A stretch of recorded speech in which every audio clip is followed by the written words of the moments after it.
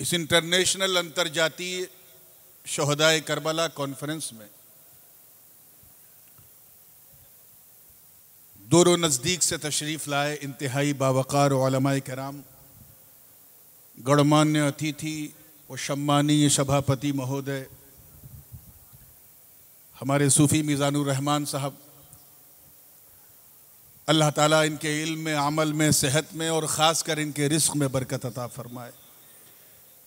2016 से लगातार सिर्फ एक साल कोरोना की वजह से नागा हो गया और कोरोना ने कह दिया कि जलसा कोरोना। उसके अलावा हर साल सूफ़ी साहब बुलाते रहे और ये फ़कीर अशरफ़ी वगदाए जीलानी सैयद मोहम्मद नूरानी अल अशरफ़ीउल जीलानी आता रहा। काबिल मुबारकबाद है वो शख्सियत जिसे बांग्लादेश का हर सुन्नी, चाहे चच्चा हो या बच्चा हो, सलूट करता है। उस्तादुल उलमा फ़क़ीहुल असर ख़तीब बंगाला हज़रत अल्लामा मुफ्ती शाह जलालुद्दीन साहब क़िबला नव्वर अल्लाहु मरक़दहु, जिनकी कोशिशों काविशों का ये खूबसूरत नतीजा है, परिणाम है कि आज हर तरफ बांग्लादेश में हुसैन का नाम है। अल्लाह ताला अब्र रहमत उनकी कब्र पर बरसाता रहे। आज उनके साहबजादे भी बिल्कुल राइट अपोजिट में मेरे सामने बैठे हैं और कहीं ना कहीं वो खुश भी हो रहेंगे कि उनके बाबा ने जो बीज बोया था, सूफ़ी साहब क़िबला ने उसकी ऐसी सिंचाई की है कि आज ये तनावर झाड़ और दरख्त की शक्ल इख्तियार कर चुका है। समय सीमा बिल्कुल सीमित है, इसीलिए जो लोग नात सुनने का इरादा रखते हैं उनसे बड़ी क्षमा है।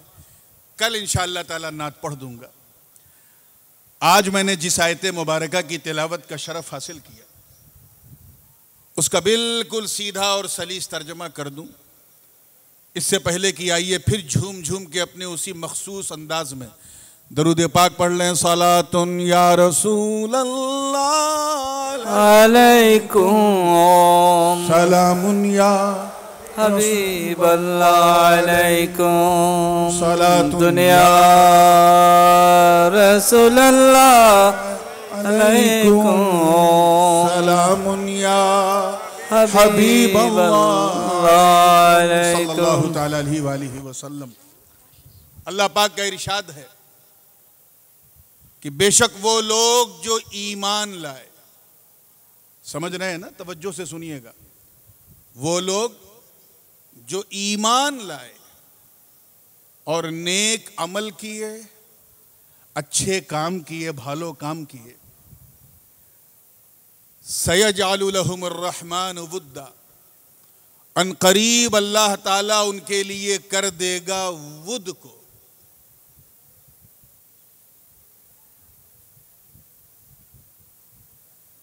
एक चीज होती है हुब। क्या? हुब। हुब यानी भालोबासा, प्यार, मोहब्बत। और एक चीज उससे आगे बढ़ के है वुद। मैं इस पर खास तवज्जो चाहता हूं, बिल्कुल खास तवज्जो। हुब और वुद में एक बड़ा बुनियादी फर्क है।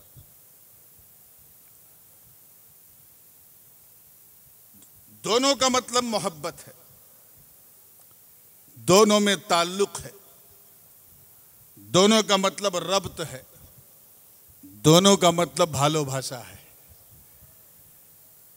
लेकिन जो बात वुद में है वो हुब में नहीं है। उसको समझने के लिए एक एग्जाम्पल दे दूं ताकि दूध का दूध, पानी का पानी हो जाए। हुब जो है, मोहब्बत, उस चीज से भी होती है जिसे वो पसंद करता है और उस चीज से भी होती है जिसे वो नहीं पसंद करता। दोनों कॉमन है। यानी अगर गौर किया जाए तो हुब और वुद के अंदर मंतिकी नुक्ते नजर से आम, खास, मुतलक की निस्बत है। यानी हर वुद हुब है, ऐसा नहीं है। हर हुब जो है वो वुद है, मगर हर वुद जो है वो हुब नहीं है।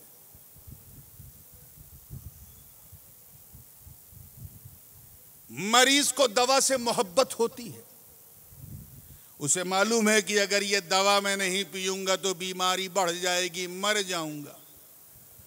मगर ये वो मोहब्बत है जो मोहब्बत उसे पसंद नहीं है, मगर करता है क्योंकि जान अजीज है। तो जो इख्तियारी भी हो बेइख्तियारी भी हो, पसंद भी हो नापसंद भी हो, उसे हुब कहते हैं। और जिसमें नापसंदीदगी का कोई मसला ही ना हो, सिर्फ पसंद ही पसंद हो, उसे वुद कहते हैं। वुद में अनकंडीशनल मोहब्बत है, जबकि हुब में कंडीशनल मोहब्बत है। समझ में आ रही ना बात आप लोगों को? इधर मेरी तरफ देख रहे हैं, आज पहली रात है। अगर आज ढीले पड़ गए तो अभी 9 रात और बाकी है। आज मैं चाहता हूं कि ऐसा सुनो कि सबको पता चल जाए कि हुसैन का जलसा जब होता है बांग्लादेश में तो हर हुसैनी किस रंग में नजर आता है। जरा जोरे बोलें सुभान अल्लाह, सुभान अल्लाह, सुभान अल्लाह। आपने नहीं बोला तो आज तो मैं बैठ के बोल रहा हूं, कल खड़े होके फिर बोलना पड़ेगा।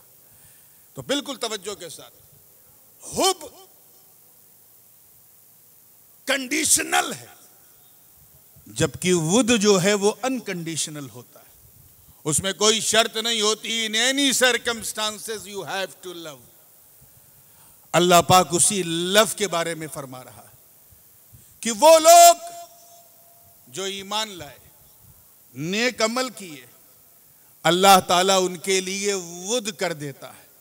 यानी उनके दिल में मोहब्बत के साथ साथ ऐसी मोहब्बत डाल देता है जिस मोहब्बत में कोई कंडीशन नहीं होती, कोई शर्त नहीं होती, कोई समझौता नहीं होता।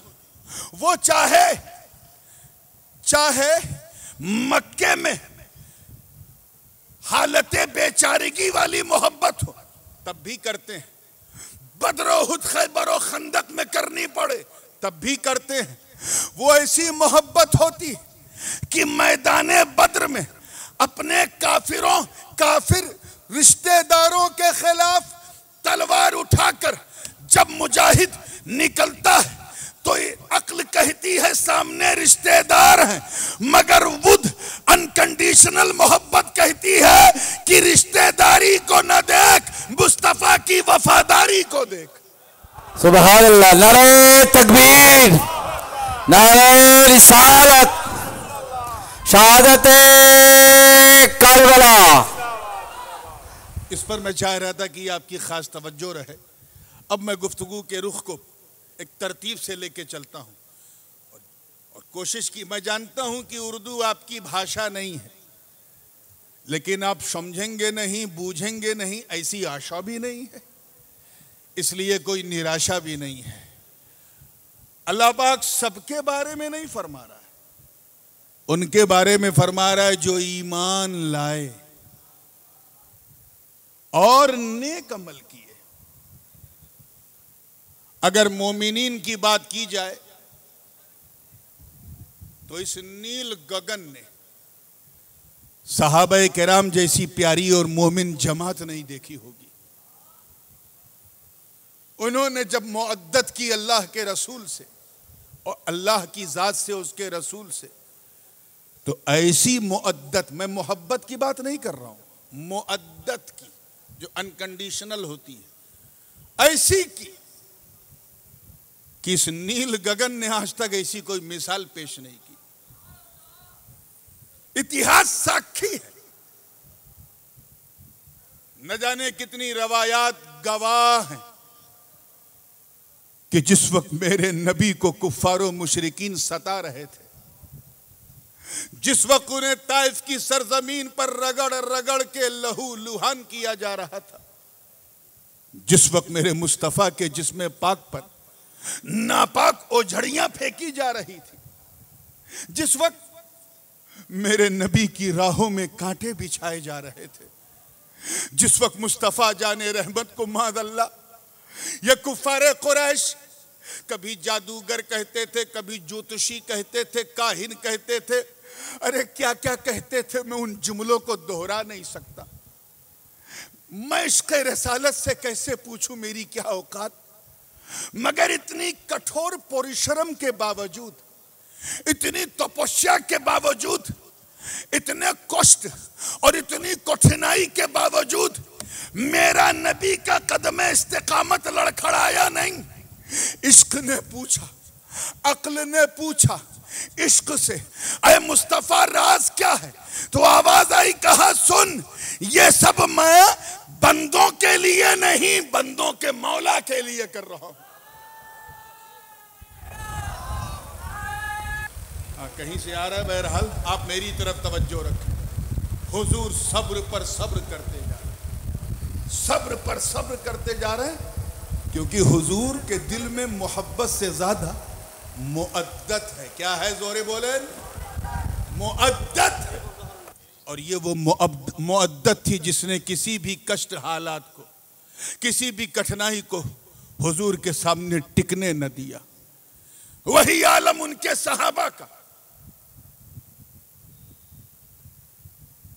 उनके उन चहीते सहाबा का जिनमें कोई सदाकत का आलम बरदार है, कोई अदालत का पैकर है, कोई सखावत का बहरे बेकनार है, कोई शजाअत का बतले जलील है, कोई आली है तो कोई वली है। कितनी मुकद्दस जमात है जमात सहाबा। एक बात मैं खास तौर से सूफी साहब आपके लिए कहना चाह रहा हूं, क्योंकि हमारे सूफी साहब की एक बड़ी प्यारी और बड़ी भोली आदत है कि जो सुनते हैं उसे लिखते भी हैं। और लिख लीजिए, this point has to be noted in your diary, कि आज हम जिन सरकमस्टांसेस में जी रहे हैं, हमें दो तरह के फितनों का सामना है। हज़रत देखिएगा, और मैं ये कहने से डरता नहीं, भय नहीं करता, न मैं भय करता हूं न मेरा बाप भय करता है, तो फिर आपको भी भय नहीं करना है। आज जिन सरकमस्टांसेस में हम जी रहे हैं, दो टाइप के लोग बहुत आम हैं। एक वो, तवज्जो, एक वो जो सहाबा किराम का जब जिक्र जमील सुनते हैं तो बेझिझक कह देते हैं, अरे ये लोग तो सिर्फ सहाबी का जिक्र करते हैं, सिर्फ सहाबी का करते हैं, ये खारिजी हैं। मादअल्लाह, नऊज़ बिल्लाह, उल्टा सीधा जो भी मुंह में आता है बोलते हैं। और एक फिरका और है, जब कोई सिर्फ अहले बैत का जिक्र करता है, सैयदों की बात करता है, जनाब ज़हरा की बात करता है, मौला अली की बात करता है, तो कह देते हैं ये तो शिया है। लेकिन याद रखना, आजकल ये जो ट्रेंड चल पड़ा है, इससे परहेज करने की जरूरत है।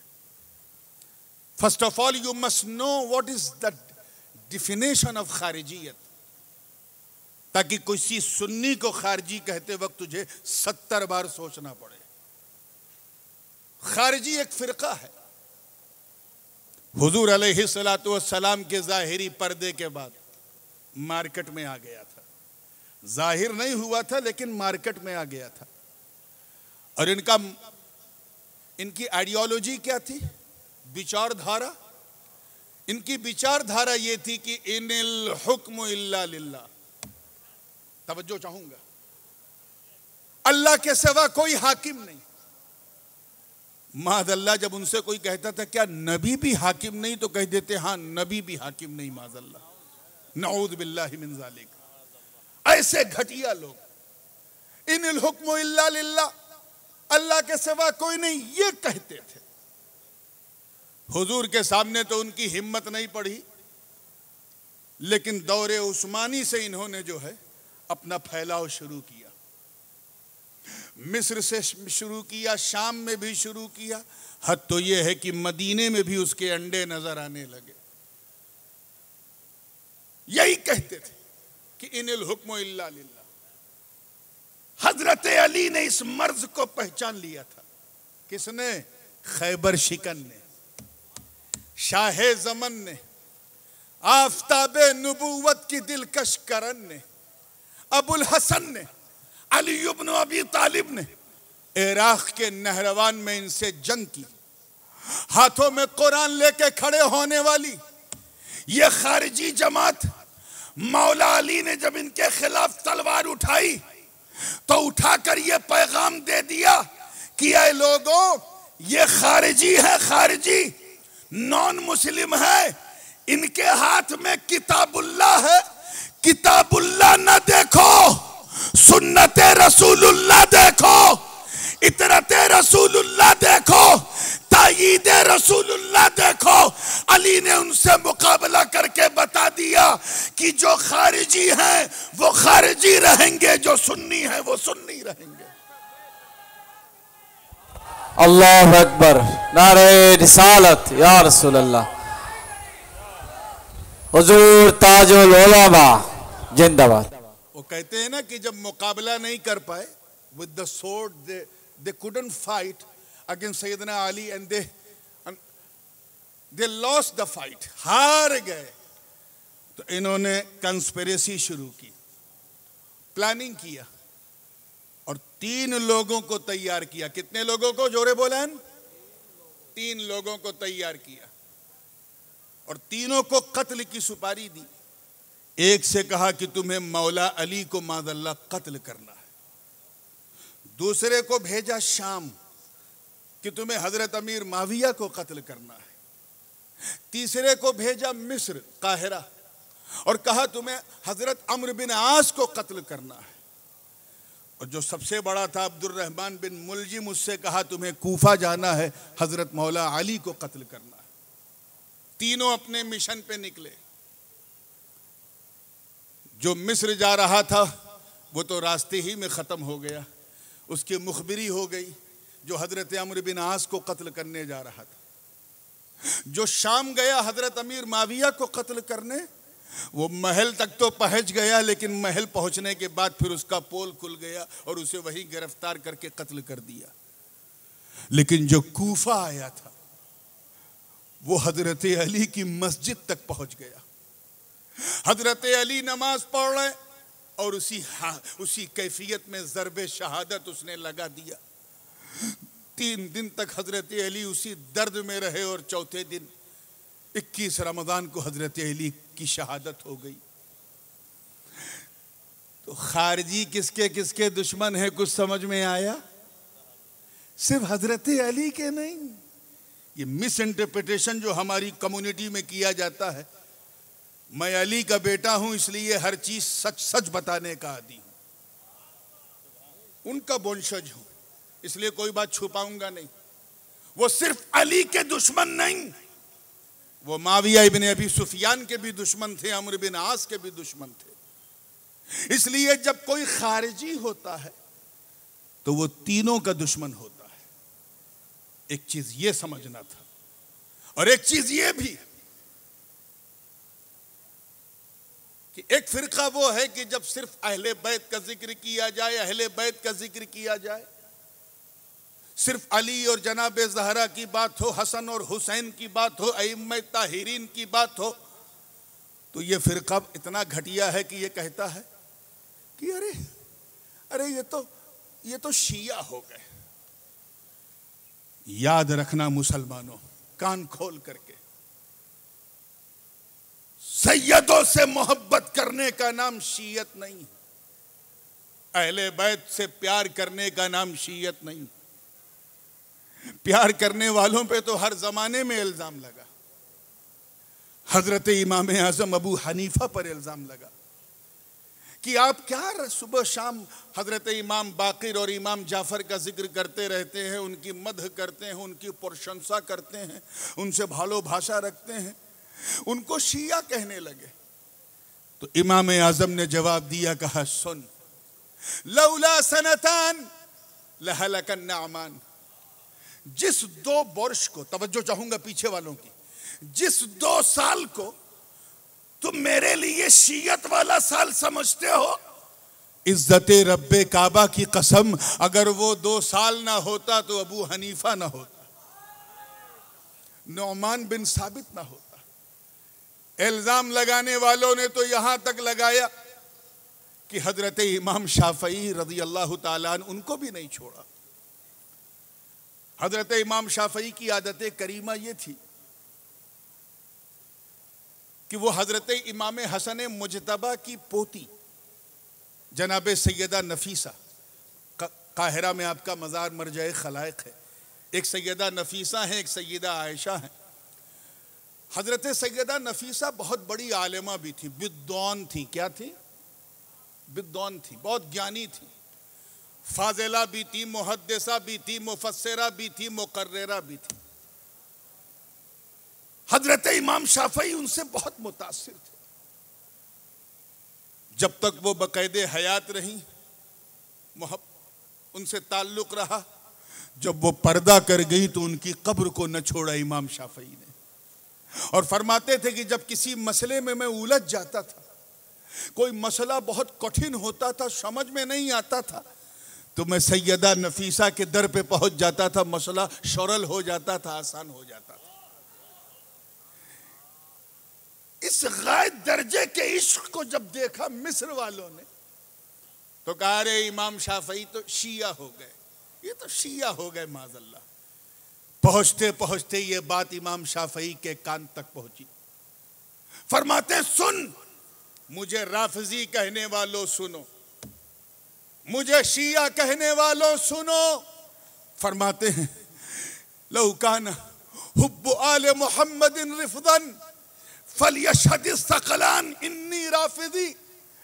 अगर सैयदों से, तवज्जो चाहूंगा, औलादे रसूल से भालोबासा करने का नाम अगर रिफ्ज है, शियत है, तो जमीनों आसमान साक्षी हो जाओ, मैं शिया हूं, मैं राफिजी हूं। ये कौन कह रहा है? सुन्नियों का इमाम, इमाम शाफई कह रहे हैं। तो इल्जाम लगाना आजकल बड़ा आसान हो गया है, बहुत आसान हो गया है। इल्जाम लगाने वालों ने तो हमारे इमाम, इमाम अहले सुन्नत, मुजद्दिदे दीन व मिल्लत, दरियाए रहमत, कंजुल करामत, जबलुल इस्तिकामत, हक्कानियत की शान, सुन्नियों की जान, अहमद रजा खान, जोरे बोलें सुभान अल्लाह, सुभान अल्लाह, तो वर्रिज़मान, उनको भी नहीं छोड़ा। मैं जब बगदाद में पढ़ता था, अब ये मुझे बहुत अच्छा लग रहा है, इंटरेक्शन भी हो रहा है, आप लोग मुझे देख रहे हैं, उलमा, मैं आपको, तो मैं एक अपने आप को ऑरेटर कम टीचर ज़्यादा महसूस कर रहा हूँ और बहुत अच्छा फील हो रहा है। तवज्जो चाहूँगा, उस ज़माने में एक किताब मुझे मिली, एक अरबी में लिखी हुई थी, इमारात का, यानी दुबई का कोई मुसन्निफ था, सलफ़ी था, जमाती था, उसने लिखा। और यकीन जाने पूरी किताब के अंदर उसने सारा जोर इसी पे लगाया कि साबित कर दूं कि अहमद रजा खान माज़अल्लाह शिया थे। कोशिश कर डाली, हर वरख को सियाह किया। दलील भी ऐसी घटिया दी उस दलील ने कि कोई बच्चा भी ना माने। जैसे उसने कहा कि इमाम अहमद रजा फाजिल बरेलवी का इश्क जो था सैयदों से, अहले बैत से, वो ऐसा था जैसे शियों का होता है। और मिसाल में आला हजरत के अशार को कोट किया, का देखे उन्होंने कहा, तेरी नस्ल पाक में है बच्चा बच्चा नूर का, तू है आईने नूर, तेरा सब घराना नूर का। तो हमारा अकीदा तो मुस्तफ़ा ही के नूर का नहीं है और उनका बच्चा कैसे नूर का, ये तो शिया है। दूसरा एग्जाम्पल दिया, क्या बात रजा उस चमनिस्ताने करम की, जहरा है कली जिसमें हुसैन और हसन फूल, ये शेर भी उसे चुभा। तीसरा एग्जाम्पल दिया, उदाहरण दिया, दो जहां में खादिमे आले रसूलुल्लाह का, हजरत आले रसूल मुक्तदा के वास्ते। और यहां तक कहा कि इनका नाम भी शियों की तरह, इनका नाम अहमद रजा, भाई का नाम मोहम्मद रजा, वालिद का नाम तकी रजा, दादा का नाम काजिम रजा, ये सब अइम्मे शिया के नाम है। अब बताओ, ऐ चट्टोग्राम के गयूर सुन्नी हसनी हुसैनी मुसलमानों, है कोई माई का लाल जो इमाम अहमद रजा को भी शिया कहेगा। लेकिन इन बदअकीदों ने कहा, इन सलफियों ने कहा, इन जमातियों ने कहा, इनके कहने से हम समझ गए कि जो ऐसी मानसिकता, ऐसी मेंटालिटी के लोग होते हैं वो ऐसा ही कहते हैं।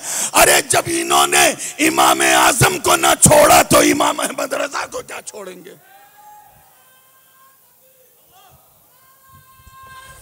या रसूल अल्लाह, जिंदाबाद हुजूर ताजुल उलमा, जिंदाबाद। और एक फिरका और भी है,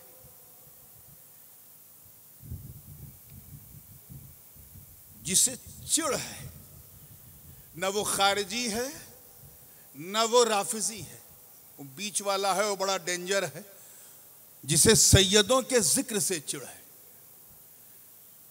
मुहर्रम की पहली तारीख जैसे लगती है ना, वो या हसन या हसन या हसन या हसन करते हैं। मुहर्रम के फजाइल बयान करेंगे, इस्लामिक न्यू ईयर के मैसेजेस भेजेंगे, वो गमे हुसैन में रोएंगे नहीं। जबकि हम इतिहास गवाह है।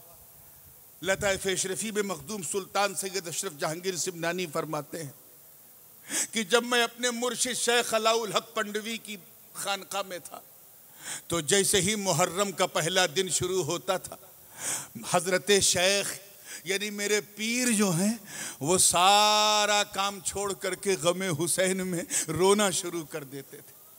कौन? खुतबे बंगाला, हजरत शेख अलाउल हक पंडवी, मालदा, उस पार बंगला। लेकिन ये लोग इस्लामिक न्यू ईयर मुबारक, गमे हुसैन याद नहीं आ रहा।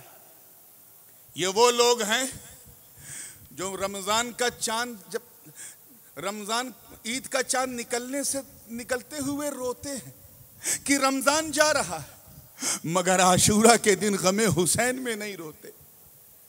उन्हें अब्बास की प्यास नहीं रुलाती, उन्हें कासिम की लुटी हुई जवानी नहीं रुलाती, उन्हें अली अकबर का खून में सना हुआ लाशा नहीं रुलाता, उन्हें 72 के 72 कटे हुए सर नहीं रुलाते। वो तो बस ईद का चांद दिख जाए तो रोएंगे। अजीब लोग हैं। इनका आलम ये कि ये हर तरह की महफिल करेंगे लेकिन महफिल शहादत करबला नहीं करेंगे, और अगर कर भी लिया तो उसमें जिक्र हुसैन नहीं करेंगे। मालूम है इस फिरके का नाम क्या है? नासिबी। क्या है? और ये भी कोई आज का फिरका नहीं है, ये भी दौरे मुर्तज़वी से चल रहा है। लगभग 1400 बरस इस फिरके को भी हो गए। ये लोग तो इमाम हसन हुसैन को भी सैयद नहीं मानते और कहते हैं कि नसब तो बाप से चलता है, अम्मा से नहीं चलता, तो हसन हुसैन कैसे नबी की औलाद? ये तो औलादे अली हैं, औलादे नबी नहीं है। ऐसे फिरके को जवाब देने के लिए कुर्बान जाओ उस मर्द मुजाहिद उस्तादुल उलमा अल्लामा जलालुद्दीन कादरी पर, जिसने बांग्लादेश की धरती में सूफी मीजानुर रहमान का हाथ पकड़कर इस जमीयतुल फलाह के अंदर 10 रोजा जिक्र हुसैन की महफिल मुनक्किद करके ये बता दिया कि जिक्र हुसैन को मिटाने वालों तुम मिट जाओगे, मगर ये हुसैन का जिक्र है जो अमेरिका से लेके ऑस्ट्रेलिया तक और अफ्रीका से लेके बंगाल की खाड़ी तक होता रहेगा। नारे तकबीर, नारे रिसालत, शहादत करबला, हुजूर ताजुल उलमा, खतीबे बंगाल मौलाना जलालुद्दीन अल कादरी, अलहाज सूफी मोहम्मद मीजानुर रहमान, जिंदाबाद। क्यों? क्योंकि ये अनकंडीशनल लव है और इसी लव को वुद कहते हैं। क्या कहते हैं? जोरे बोलें। वुद। हुब नहीं, वुद कहते हैं। ये वो मुअद्दत है जो अल्लाह के नबी के मुकद्दस सहाबा को मिली है। मेरे दोस्तों, इसलिए सहाबा के बारे में बोलने से पहले सोचा करो।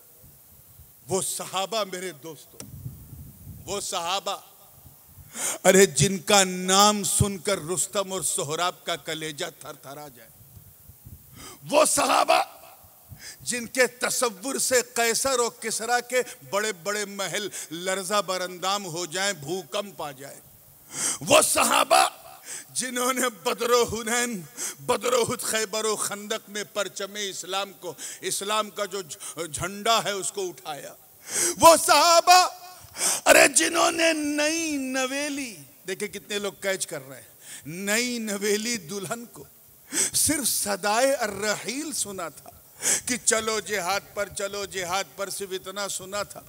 अपनी नई नवेली दुल्हन को बिस्तरे अरूस पर छोड़कर घोड़े की नंगी पीठ पर बैठकर अपने प्राणों की आहुति दे दी, शहादत का जाम पी लिया वो सहाबा।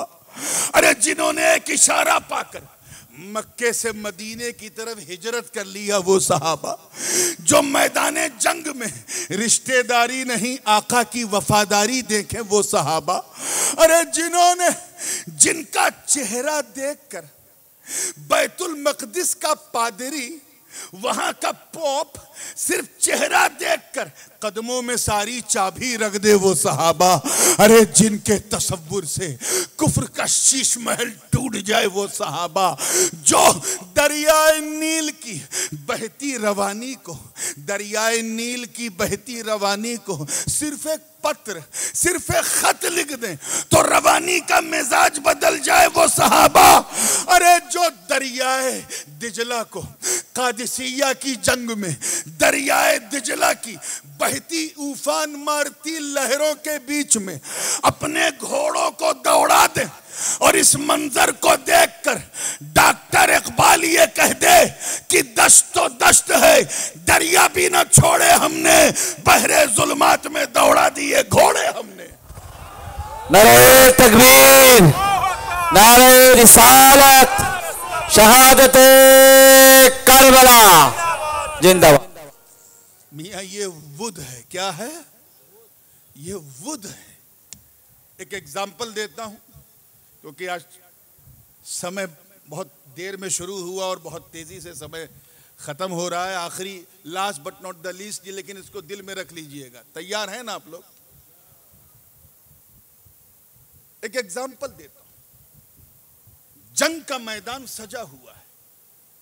आपने भी सुना होगा कि जब किसी से जंग लड़ी जाती है तो लड़ने से पहले जासूसों को एक्टिव किया जाता है।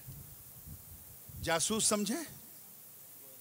हाँ, गोविंदा, हाँ, हिडन, हाँ, जासूस असल में ये उर्दू में मुस्तामल हो गया है, ये भी अरबिक वर्ड।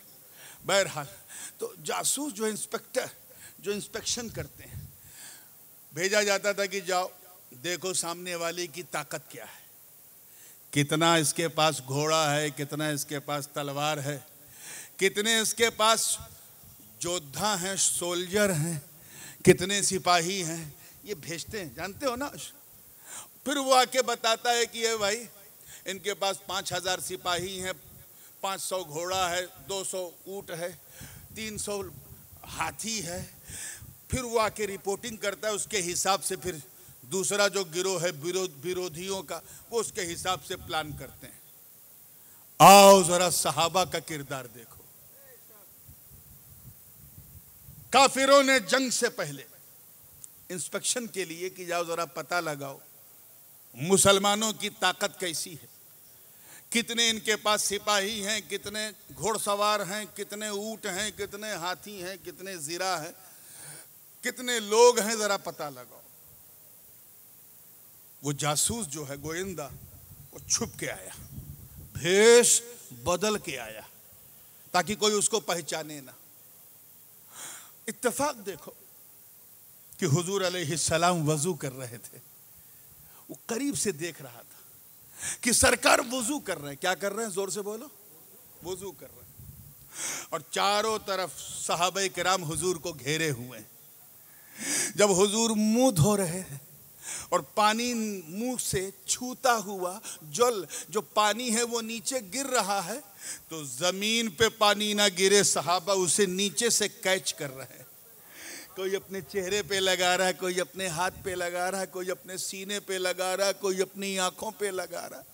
हाथ धोते वक्त देखा वो भी पानी नीचे नहीं गिर रहा है, चेहरा धोते वक्त जो पानी टपक रहा है वो भी सहाबा कैच कर रहे हैं, मुंह धोते वक्त जो पानी टपक रहा है वो भी सहाबा कैच कर रहे हैं, पैर धोते वक्त जो पानी टपक रहा है सहाबा नीचे अपने दामन फैला रहे हैं और उस पानी को गिरने नहीं दे रहे। ये बड़ा अद्भुत, अविश्वसनीय, अकल्पनीय, इनक्रेडिबल, अनबिलीवेबल मंजर था। ये मंजर देखते हुए जो गोयंदा आया था, जासूस, उसके हाथ पांव फूल गए, भय आ गया उसके अंदर, घबरा करके सीधे पहुंचा और अपने सरदार से कहा, सरदार डोंट फाइट विद देम, उनसे लड़ना मत। अरे मैंने बड़े बड़े सुल्तानों को देखा है, मैंने बड़े बड़े राजा महाराजा को देखा है, मैंने बड़े बड़े रईसों को देखा है, धनी धनवान लोगों को देखा है, मगर ऐसा नहीं देखा जैसा मुसलमानों के नबी को देखा है। कहा वो क्यों? कहा मैंने देखा कि मुसलमानों के नबी वजू कर रहे हैं और उनके चाहने वाले, उनके आशिक, उनसे वुद रखने वाले, मोहब्बत रखने वाले उस पानी को धरती पे, जमीन पे गिरने नहीं दे रहे। कोई हाथों पे लगा रहा है, कोई चेहरे पे लगा रहा है, कोई सीने पे लगा रहा है, कोई माथे पे लगा रहा है, कोई सर पे लगा रहा है, कोई आंखों में लगा रहा है। इस मंजर को देख के मैं समझ गया कि इस कौम से लड़ना नहीं चाहिए, इस कौम से कोई माई का लाल जीत नहीं सकता। ऐ सरदार लड़ाई कैंसिल कर दे। का सब तैयारी हो चुकी है? अरे का कैंसिल कर, जरा देख कि जो कौम अपने नबी का बहता हुआ, शरीर से बहता हुआ पानी जमीन पे न गिरने दे, वो कौम अपने नबी को रक्त कैसे जमीन पे गिरता हुआ देखेगी। नारे तकबीर, नारे रिसालत, शहादत करबला, हुजूर ताजुल उलमा जिंदाबाद।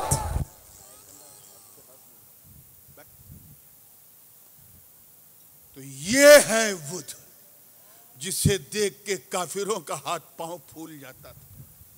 ये वुद नहीं तो और क्या कि गारे हेरा में जब सांप ने काटा, तफसील आपको सुना चुका हूं कई साल पहले, मैं उस तफसील में नहीं जाऊंगा। सांप ने काटा और एक आउच मुंह से हजरत अबू बकर सिद्दीक के निकला। तो अब उस मंजर को जरा देखें, हुजूर क्या फरमा रहे हैं, ला तहजन। इस पर मैं खास तवज्जो चाहता हूं, इस नुक्ते पर खास तवज्जो।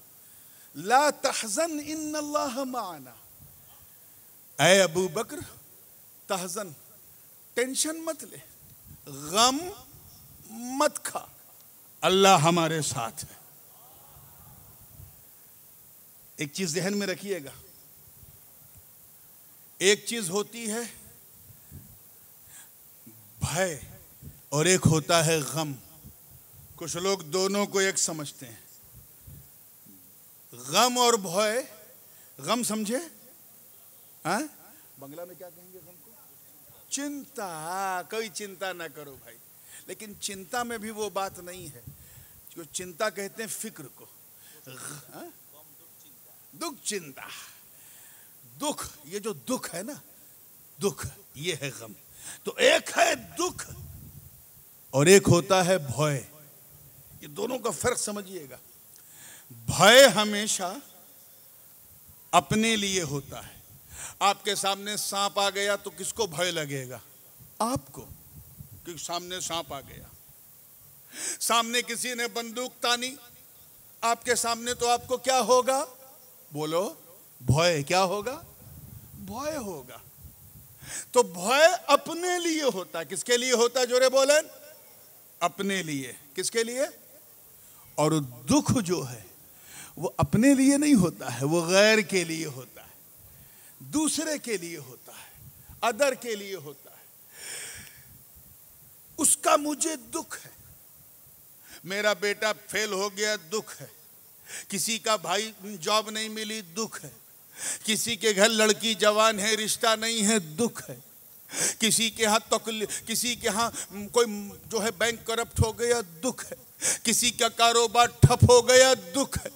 तो अपने लिए भय अपने लिए होता है, दुख दूसरे के लिए होता है। हुजूर ये नहीं फरमा रहे ला तखफ, तवज्जो, बाहर काफिर है, काफिर छुप पीछा कर रहे हैं, काफिरों का भय है, लेकिन हुजूर नहीं कह रहे कि भय मत करो, हुजूर कह रहे हैं हुज्न मत करो, गम मत खाओ, दुखी मत हो।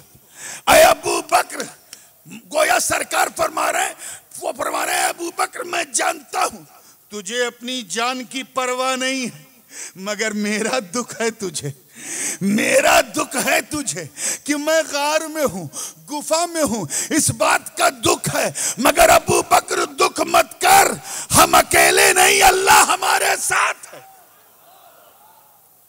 हुजूर ये एहसास दिला रहे हैं कि अय अबू बकर मैं तेरे वुद को पहचानता हूं, मैं तेरी मोहब्बत को पहचानता हूं, मैं तेरी भालोबासा को पहचानता हूं, मैं तेरे प्रेम को पहचानता हूं, मैं तेरे इश्क को पहचानता हूं। मैं जानता हूं सांप के कटने का तुझे भय नहीं है, गुफा में फंसने का तुझे गम खाया जा रहा है कि तेरा महबूब मुश्किल में है, तेरा प्यारा मुश्किल में है, इसका तुझे भय है। दिस इज वी कॉल वुद। वुद की एक आखिरी मिसाल और दे दूं, और इसी वुद ने हजरत उस्मान गनी को रज़ी अल्लाह ताला अन्हु को तीसरे दर्जे पर पहुंचा दिया, हजरत अली के ऊपर। ये वुद खास वुद था। वुद मैंने कहा ना अनकंडीशनल होता है। हुजूर अलैहिस्सलातु वस्सलाम, एक मिसाल मैं दे दूं, हजरत उस्मान गनी फरमाते हैं कि जब से मैं हुजूर के हाथ पर हाथ रखकर मुसलमान हुआ, ईमान की दौलत मिली, तो हुजूर ने हमारे दान हत्थे को, राइट हैंड को पकड़ा था और पकड़ के मुसलमान बनाया था। तब से लेके आज तक मैंने इस राइट हैंड से, इस दाहिने हाथ से अपना प्राइवेट पार्ट नहीं छुआ, शर्मगाह नहीं छुआ। क्या हया थी उस्मान की और क्या वुद था उस्मान का। हाय हाय। हुजूर अलैहिस्सलातु वस्सलाम एक दिन जन्नतुल बकी जहां पर बनी है वहां से घूमते हुए आए और हजरत उस्मान से कहा, उस्मान वो जमीन देखी है तुमने? पहले वो यहूदियों की जमीन थी। किसकी जमीन थी? यहूदी लोग वहां एनिमल्स, जानवर वगैरह पालते थे। हुजूर ने कहा वो जमीन देखी उस्मान? बड़ी अच्छी है, जाके देख आना। हजरत उस्मान गए और उस जमीन को खरीद लिया, खरीद लिया, रजिस्ट्री करा ली। अल्लाह करके हुजूर के सामने वो कागज रख दिया कि सरकार जिस जमीन को आपने कहा जाके देख लो बड़ी अच्छी है, मैं उसका कागज ले आया हूं। कहा उस्मान मैंने ये तो नहीं कहा था खरीद लो, तूने खरीद ली? कहा हुजूर आपने ये कहा था ना कि बड़ी अच्छी है, बड़ी अनेक भालो है। मेरा महबूब किसी चीज को पसंद कर ले और उस्मान उसे लाए ना, तारीख गवाह, आका ने उस जमीन को इतना पसंद किया कि उसी जमीन को गरीक को जो है बकीउल गरकत बनाया, जन्नतुल बकी बनाया। ऐ उस्मान गनी पर उंगली उठाने वाले बदतमीजों, ये जरा सोचो, ये वही जमीन है जहां मुस्तफा की बेटी हजरत फातिमा ज़हरा आराम कर रही है। वही जन्नतुल बकी है, इसे वुद कहते हैं। पीरे रोमा का वाकया सब जानते हैं, इसे वुद कहते हैं कि हजरत उस्मान गनी ने एक इशारा पाते ही खरीद लिया। गज़वा तबूक कौन भूल सकता है? सबने जिसको जितना देना था दिया। 1000 सिपाहियों का इंतजाम करना था और 800 सिपाहियों का माल उस्माने गनी के पास था। और ये कौन थे? मिलियनर थे, बिलियनर थे। इतनी दौलत थी कि पूरे मक्के मदीने में उतनी दौलत किसी के पास नहीं। हुजूर ने जब मांगना शुरू किया तो 200 से ज्यादा का इंतजाम नहीं हो सका, 200 सिपाहियों से ज्यादा। ये किरदार उस्मानी है और ये हुजूर अलैहिस्सलाम से उनका वुद है, उनका ताल्लुक अनकंडीशनल लव है कि जब सरकार ने कहा है उस्मान क्या तुम्हारे सामने भी मुझे ऐलान करना पड़ेगा, इतना कहना था। हजरत उस्मान ने 1000 के 1000 सिपाहियों का जितना खर्च है अपने जिम्मे लेके कहा, ऐ मुस्तफा जाने रहमत, मैं तो आपकी खुशियों के लिए माल क्या अपना तन मन धन सब लुटा सकता हूं, क्योंकि मोहब्बत करना और है, मुअद्दत करना और है। नारे तकबीर, नारे रिसालत, नारे गौसिया, शहादत करबला जिंदाबाद। इस मुअद्दत को याद रखना।